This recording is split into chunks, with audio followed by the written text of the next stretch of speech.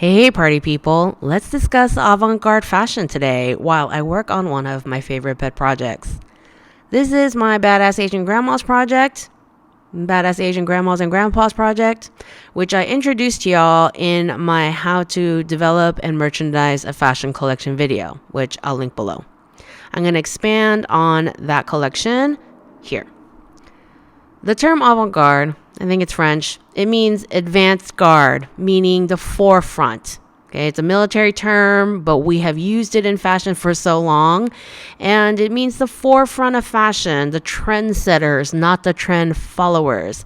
And the priority of avant-garde is expression of concept in something that looks cool and interesting, as opposed to straightforward mass appeal beautiful. And often in avant-garde fashion, that translates to taking a concept and exaggerating the concept to make your point. Of course, there are tons of ways to explore avant-garde fashion, but I'm going to introduce 3 ways to help you get started. FYI, I am drawing on some Blick brand tracing paper so that you can see how the body works with the proportions that I am drawing today. And yes, you can buy my flats templates at my Etsy store. That's also linked below. The first way that you can approach exploring avant-garde fashion is to exaggerate shape. We can exaggerate the whole shape, make it huge, make it super shrunken, make it super long. And you can exaggerate one part, like take a drape, make it extra long. Take a drape, make it extra huge and flowing over the shoulder asymmetrically, okay? And the exaggeration should reflect the mood and theme of the collection. If you think a strong shoulder is part of the new look you're introducing, you can make it a really big shoulder. Or you can make it a special shape, like high and round, like you saw at the last Givenchy collection, or sharp and wide, a special shape. This is something you can explore also draping on a dress form and, taking the idea of drape and draping it huge, draping it unconventionally, draping it in an unconventional placement, all these things. What I'm doing is taking those parkas that I designed in the previous project and just exaggerating the proportions, making them into super long coats that have that big shoulder, tapered at the knee sort of shape, and really emphasizing that far more than what would be a conventional wearable proportion, but really pushing that. With this design, I am taking the big funnel collar and expanding that proportion into creating a complete torso and making a skirt, creating a very big parka dress. Similarly here, I am taking this parka vest and expanding the proportions, basically stretching the whole thing out, and again, creating a crazy parka gown. And in this design, I am exaggerating the collar a ton, incorporating that super wide shoulder with the taper to the knee shape that I want, and then applying the ruching that I had before in the previous parka. And you know me, I will design a crazy ball gown whenever I think it's vaguely appropriate to do so. Oh man, I love a good ball gown. So I am taking that super ruche tiered quilted parka and I am making each tier of the quilting really huge and turning it into a massive ball gown, and also again exaggerating that funnel neck collar and just giving the whole thing just entirely too much drama. And then adding those rib knit waist and wrist cuff details and making that into a corset waist, because why not?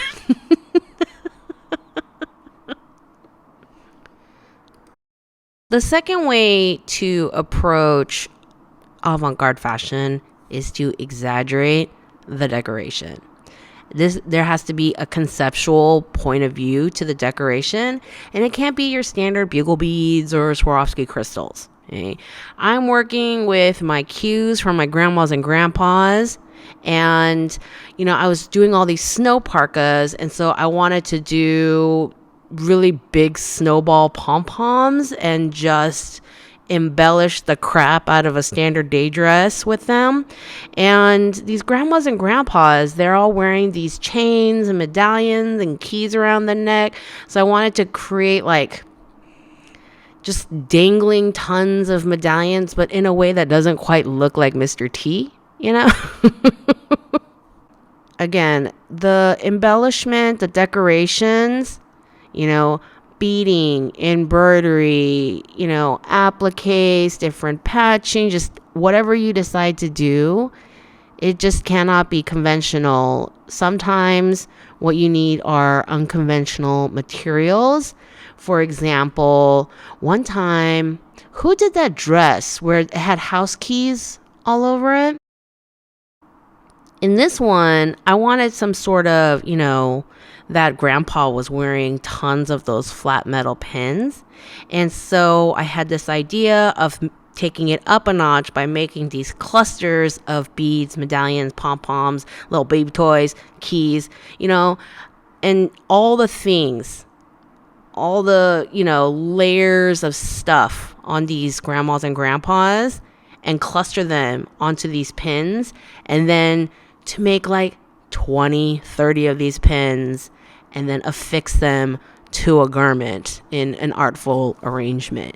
And that whole, just a little bit nuts. It's a little bit, it's embellishment, over the top, a little crazy, good stuff. And that one grandpa was wearing bows, and you don't often expect grandpas to be wearing bows, like not cute little orange ones. And so I had fun with it. And sometimes the decoration is about how it's placed, not in a conventional way, or, the amount that is placed, and also how it's combined with whatever garment is underneath. Think about what really isn't out there in the world and play with that. Pretty much every old Asian person, including my own Korean grandma, have these beaded bracelets. And so I wanted to do this thing where it's just like clusters and clusters and strands of like 7,000 of these beads, creating this really dramatic neck piece, perhaps, with like just random loose strands falling all over the place, because why not? I mean, there's like an artful randomness to the way these grandmas and grandpas dress, and I wanted to kind of play with that. The third way is to explore unconventional, vaguely unwearable, challenging color combinations. Today, I'm testing out this new to me marker paper from Hanenmühle. Let's pretend I pronounced that perfectly. Okay. Anyway, something I like to do when I'm testing out colors is to lay the flat under marker paper. And again, I love working with marker paper because you can see through it. And so I can color right on top of my flat and just test out different color combinations without having to redraw, without having to make color copies, all of that labor. There's so many good things about marker paper, like it's so thin, it doesn't suck up so much of your marker ink like Bristol or heavier papers. So anyway, I like marker paper in general. This is a new to me brand, and now I'm having fun playing with color combinations. Again, the priority of avant-garde is expression of concept in something that looks cool and interesting over straightforward, mass appeal, beautiful. I pulled these colors from the grandma pants that I'm obsessed with, and these colors aren't weird or anything, but most people would pair one or two of these colors with neutrals, but I am going for loud and I don't give a beep attitude and not technically nice, conventionally beautiful color coordinating looks. So I am throwing all the colors in there. And there's like a childish joy to dressing like I don't give a beep. So I kind of want to play with that attitude as well. So yeah, I am throwing in all the colors. But yeah, this is kind of what I came up with. I really love it for a first pass design and colorway. I'm having super fun with it. I would wear that parka any day of the week. And I know I did all three methods on these outfits I'm working on screen, but you can pick and choose. Okay? Designers like Yohji Yamamoto, they don't play with color or decoration. He takes shapes and drapes and plays and manipulates and exaggerates. Jeremy Scott, he takes direct images from pop culture and makes it massive. Okay? So you can take these three introductory methods: exaggerating scale, playing with decoration, exploring color combinations, and explore them in your own unique ways with your own concepts and aesthetics. Please give this video a thumbs up if you had fun exploring fun avant-garde fashion with me. Subscribe and hit that notification bell, and share with your friends. Take some conventional classics like a jean, a shift dress, a raincoat, and go have fun pushing the boundaries of these classics using the three methods I went over in this video. Hit the description box below for links to related content, links to my Etsy store so you can buy my flats templates and figure templates, and links to all of my online shenanigans. The beauty of fast fashion sketches using templates is you can play and play and play and make as many mistakes as you want and turn mistakes into inspiration for treasures and just go, play, just go for it. Have fun, practice tons, and I'll see you in the next video.